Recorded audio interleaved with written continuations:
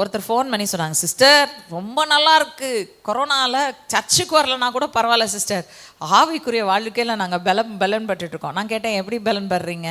இல்லை சிஸ்டர், ஞாயிற்றுக்கிழமை ஆச்சுன்னா முன்னாடியெல்லாம் நம்ம சபைக்கு மட்டும்தானே வந்துட்டு போவோம்.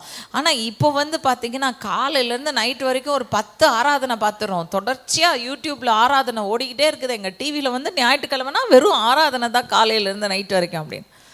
நான் கேட்டேன், சரி ரொம்ப நல்லது கேட்டிங்க, பார்த்தீங்கல்ல 10 சர்வீஸ் பார்த்தீங்கல்ல, இப்போ இந்த முதல் சர்வீஸில் என்ன செய்தி?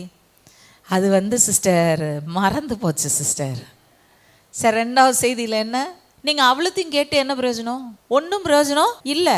நான் டைஜஸ்ட் பண்ணக்கூடியதை தான் நான் சாப்பிட முடியும். அளவுக்கு மிஞ்சி சாப்பிட்டுட்டிங்கன்னா என்ன ஆகும்? விஷமாவதாச்சு, வெளியில் வாந்தியாக வந்துடும். இங்கே தான் பிரச்சனை.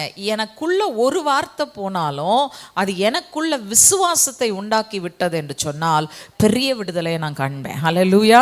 ஒரு பெரிய செய்தி கேட்டால் தான் நான் விசுவாசத்தில் பலப்படுவேன்ல. ஒரு வார்த்தை எனக்கு தெளிவாக என் உள்ளத்துக்குள்ளே போய் உட்காந்துருச்சுன்னா அந்த விசுவாசம் போதும் என்னை ஜெயிக்க வைப்பதற்கு.